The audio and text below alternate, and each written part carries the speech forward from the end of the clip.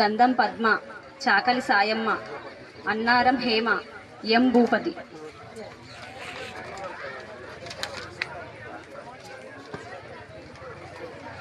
బోయిడి సవిత, పులి చిన్నుబాయ్, పాతూరి పుష్పలత, చింతకింది కళావతి, బొడ్డు సుభద్ర, కోతి కాని, మేదరి లక్ష్మి, ఫర్జానా బేగం, జంగం లత, సట్ల రాకేష్, దప్పు సాయమ్మ, గోసంగి గంగవ్వ, మేదరి లావణ్య, కాటిపాపల గంగమ్మ, కాటిపాపల కళావతి, పల్లికొండ రక్షిత, ఒంటరి గౌతమి, దాసరి అశ్విని, బోదల శృతి, సమీన షాహీన్, బుయ్య సుమలత, తోకల ప్రతిభ, గొల్ల లక్ష్మి, చింతకింది గంగన్నసు, మేదరి సిద్ధిరాములు, ఏముల సులోచన, కంచ సింధు, ఆడెపు రాజశ్రీ, మేదరి లక్ష్మి, సాయమ్మ, పూదరి శ్యామల, పిట్ల కవిత, పంపరి లింబాద్రి, కామపోసాని, మంగలి కళావతి.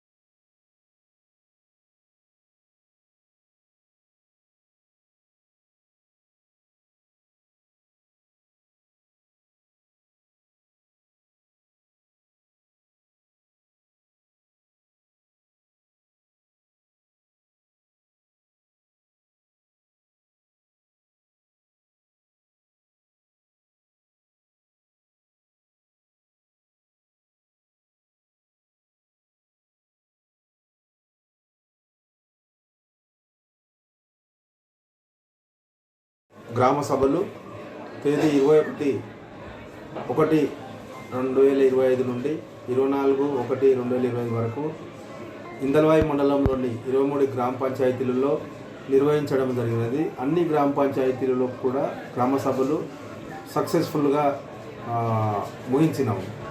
ఈ గ్రామ సభలు ముగిసిన తర్వాత ఎవరైతే ఈ గ్రామ సభలలో దరఖాస్తులు ఇవ్వలేదో వాళ్ళు మండల కేంద్రంలోని ప్రజాపాలన కేంద్రం వద్ద ఈ ఇందిరమ్మ ఆత్మీయ భరోసా కానీ, రేషన్ కార్డులకు కానీ, ఇందిరమ్మ ఇండ్లు కానీ వీటికి సంబంధించిన దరఖాస్తులు మండల కేంద్రంలో సమర్పించాలని కోరుతున్నాను. గ్రామ పంచాయతీ కార్యదర్శిగా పనిచేస్తున్నాను. ఇందల్వాయి మండల్ ప్రజాపాలన గ్రామ సభ 24th అనగా ఈరోజు మా గ్రామ పంచాయతీ రోజు నిర్వహించడం జరిగింది. ఇటీ కార్యక్రమంలో సుమారుగా ఇందిరమ్మ ఇండ్లు 352 మంది అర్హుల జాబితాను చదివి వినిపించడం జరిగింది. కొత్త రేషన్ కార్డులు ఒక 62 ఇష్యూ అయినాయి. ఇంకో 352 అప్లికేషన్స్ వాళ్ళు అప్లికేషన్ చేసుకున్న వాళ్ళు ఉన్నారు మీ సేవలో. మిగిలిన వాళ్ళని